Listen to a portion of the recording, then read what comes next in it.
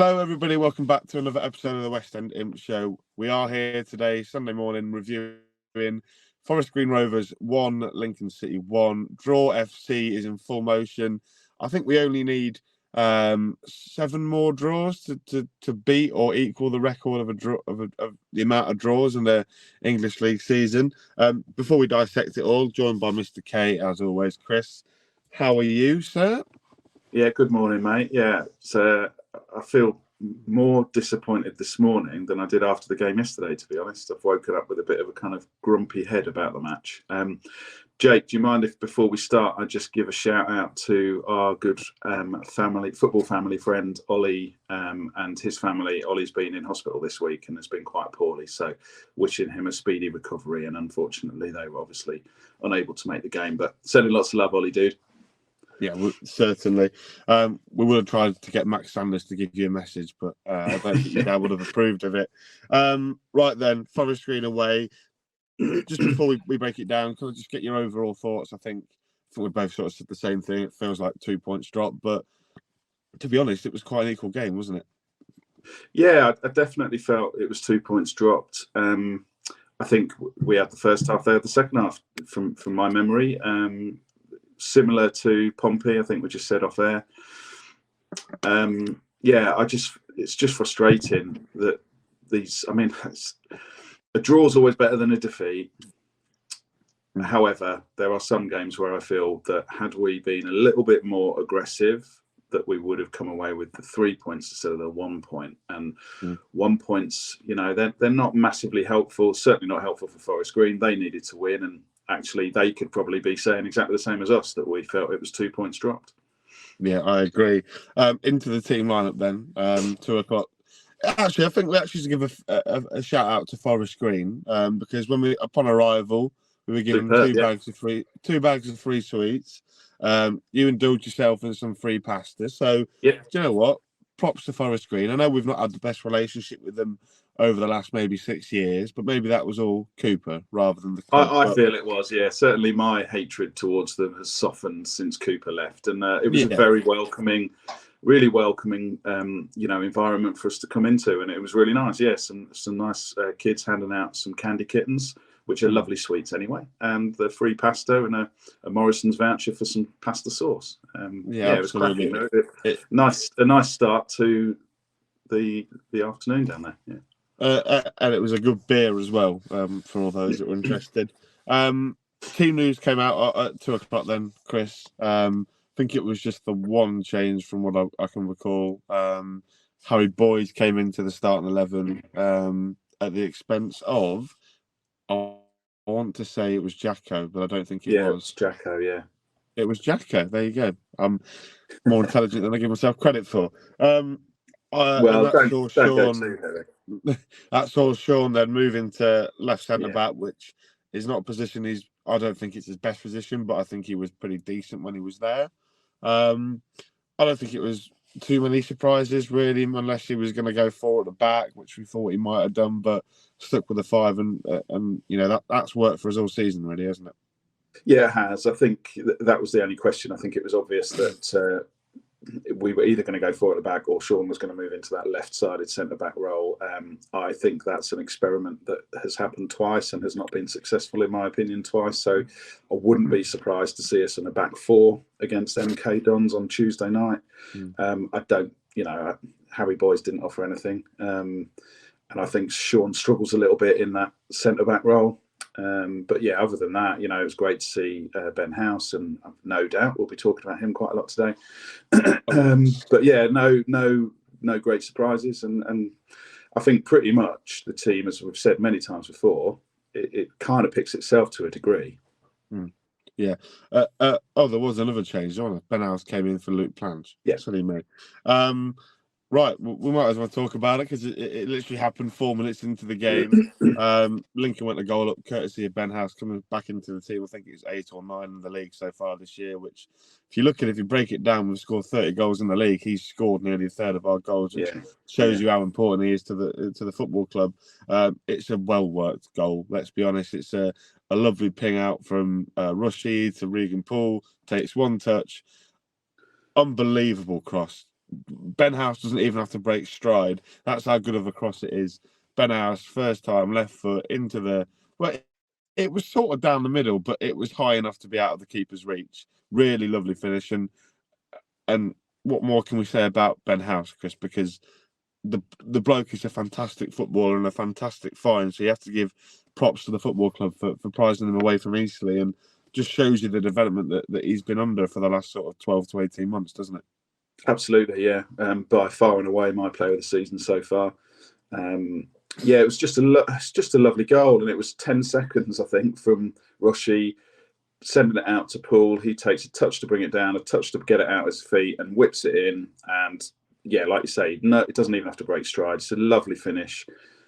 Super goal. I said on the way back that I was thinking possibly goal of the season so far for me, just because of the, that's what Mark Kennedy is wanting us to do, is that really fast turnaround from the keeper. It was a probably less than 10 seconds to go and get that ball in the back of the net. Lovely, lovely goal. Really impressed. My caveat to that is how frustrating it was that we didn't then go on and push and take 2 or 3 more goals before half time, because they were abysmal in that first half, Forest Green, and we should have really turned them over. Yeah, that was what I was going to ask next. You could see why they were a little bit adrift at the bottom. I think they weren't.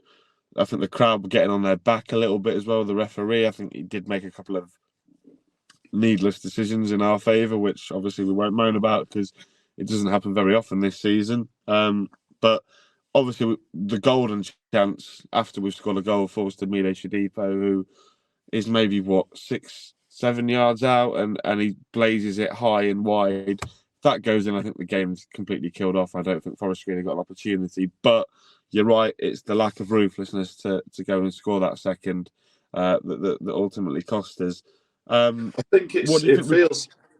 Sorry, man. It feels a little bit to me like we're so good defensively that we're kind of, maybe the mindset, and I'm purely speculating because we don't know what goes on at the training ground or behind the scenes, but how I'm thinking is it looks a little bit like the mindset is, if we go a goal ahead, that's fine because we're so good in defence that most teams aren't going to score against us. And that for me is dangerous, as it was proven yesterday, because we're not a high scoring side. But I think when you've got that opportunity, such an early goal, they were all over the place, Forest Green. They were really, really poor. They looked like a Sunday League team at times to me, with all due respect. We should have just been really aggressive and really should have just, let's put this to bed within 20 minutes, which we could have done. And what do you think we could have done differently? I think maybe if we, in terms of their midfield, I don't think they were really picking up the runs of Teddy Bishop. If we had moved Teddy Bishop maybe 3 or 4, maybe 5 or 6 yards further up the pitch, we might have then had a bit more creativity. Was there anything in that first half that you sit and think, if we had done that differently, we might have prized that second goal? I don't think tactically, because I think, we had chances, but we just weren't clinical, we weren't ruthless, and we weren't, we're coming out of the blocks really quick the last sort of couple of months. That's noticeable, both first and second half, coming out really aggressive, really wanting to push teams back and take that early strike if we can. But it just feels a little bit, we start to get a little bit slower. There's not the urgency to, goal came from a sense of urgency to, right, we've got an opportunity here. Poole had so much space all first half. That was the out ball. If he's not getting it to his feet, he's winning every single header against our old boy Jamie. And I think that it just more aggressive. Just go for broke. Teams like that are playing so badly, that are in such bad form, that we were exposing. Ruthless, clinical finishing. I think that's a huge thing that we missed. Like you say, Ben House, a third of our goals, which is good because it means we are getting goals from other positions. But I would wager that Jack Diamond's probably got 5 or 6 of those, probably, hasn't he, as well, of the 30 odds. So yeah, I just feel like we got to be more aggressive and more clinical. Yeah, it just makes you wonder how many goals Ben House would have if he was able to take penalties. Second half, then I don't think there's too much to really bang on about the first half. We had one opportunity after, and I didn't think we took it really well. Second half come out that I think Forest Green actually started the second half really well. They made three that's a subs. different team. They made three subs at half time.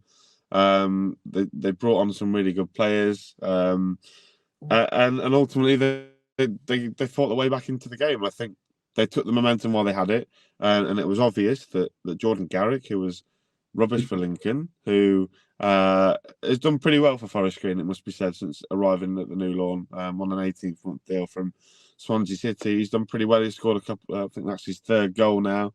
Cheers, Jack. For Forest Green, and he took it well. And do you know what? I quite enjoyed it because obviously Jordan and Jack are close friends, and the celebration was really funny, wasn't it?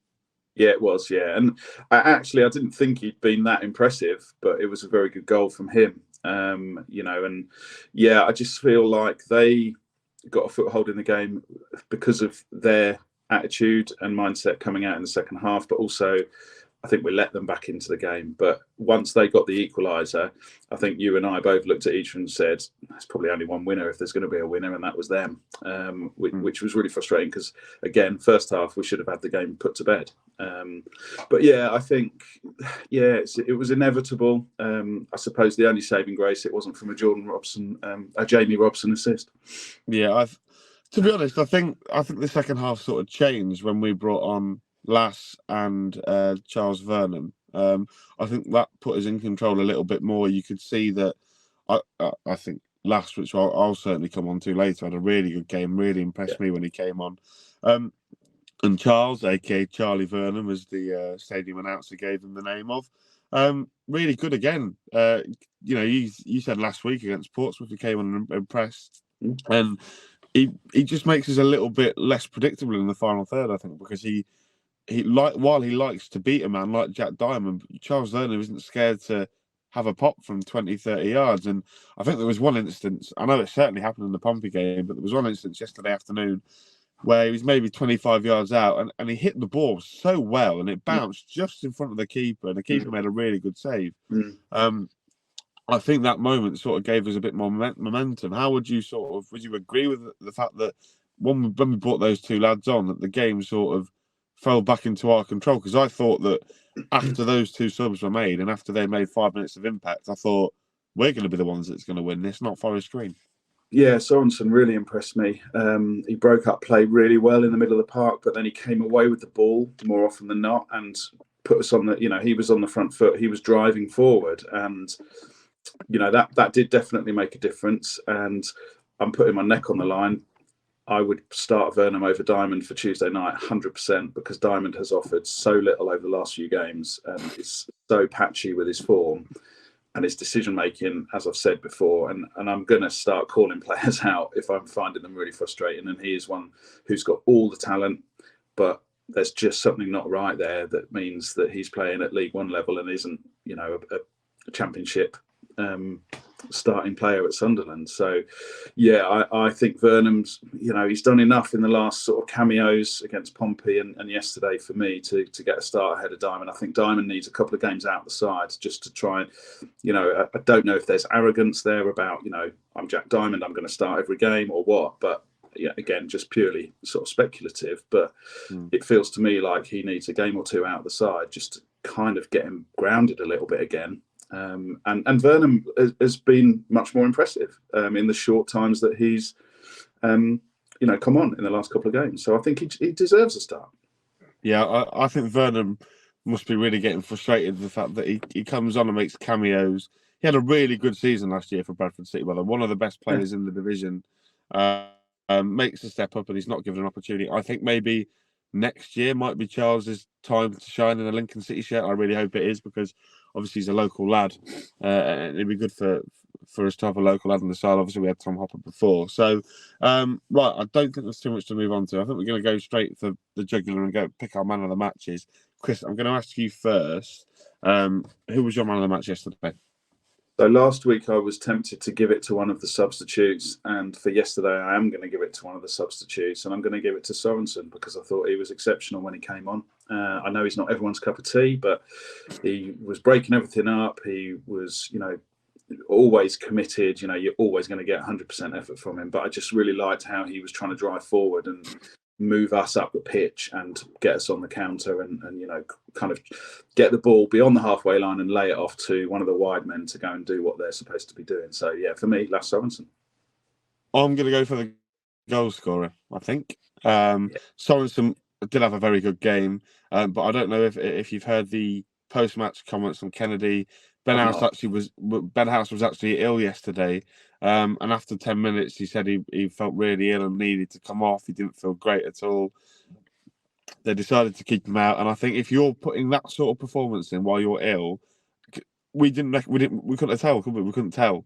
He was still pressing in good areas, winning the ball high up. He had a couple of shots on goal. He wasn't selfish. He laid people off. For me, Ben House is the best player in Lincoln City's team at the moment. I would 100% agree. I think it might be worth having the debate now, Chris, while we've got the opportunity. I think we need to enjoy him while we've got him for the next 10, 15 games of the season, because if you're a championship team and you are not looking at Ben House at the moment, your recruitment staff are doing absolutely everything wrong. Ben House is a very good centre forward. I don't think he gets the plaudits. I think there are a lot of good strikers in League One, but I would edge Ben House into the top 5 for me personally. I think he gets a championship move this summer. I assume you would agree with me. I do agree. I think he's more than just a striker. He's more than a goal scorer. His work rate, his high press I've not seen a player with that energy, with that tactical understanding. And, whether he's obviously very clever, intelligent footballer. I think Mark Kennedy's clearly done some really good work with him. So yeah, I'm sticking my neck out on the line quite a bit today with Jack Diamond, but I'm sticking my neck out on the line, and I completely agree he'll be gone in the summer. And dare I say, he might well be the first £1 million player. Fingers crossed. Well, Ben, if you're watching, mate, you'd leave with all of our love, and I'm sure he's going to smash it in the Championship. If he takes to the Championship like he's taken to League One in the last 12 months, then that boy is going to have some career. And at the age that he's at, I'd be surprised if he doesn't make another step up. I hope so. Yeah, I hope so. Got every faith in him becoming a really top player. Probably sit in that middle tier of a decent, player. Probably not going to become a huge star, but he's an exceptionally good player, and we're very lucky to have him. And yeah, wouldn't wish him anything other than the best if he does move. But I guess we can always hope that he doesn't. Yeah, if Ben House wants to stay at Lincoln another year, then please feel free. We wouldn't mind. Sign a contract with a big release clause, and we might just love you forever, Ben. Anyway, I think we've gone on. I do also want to give a shout out to Jack and to Mike for making the day yesterday. Really enjoyable on the way there, on the way out. The quiz. I know we lost the quiz, but a really enjoyable day out with those two, and just a big shout out to you both, because I thought you were both amazing, as was Kellen Gordon enthusiast Luca Conrath as well. So he pulled that out of the quiz, didn't he? I couldn't believe that. No idea how he's done it. Anyway, we must wrap up. We'll see you sort of Wednesday, I think, for another episode of the West End Imps show. But until then, up the Imps. Up the Imps.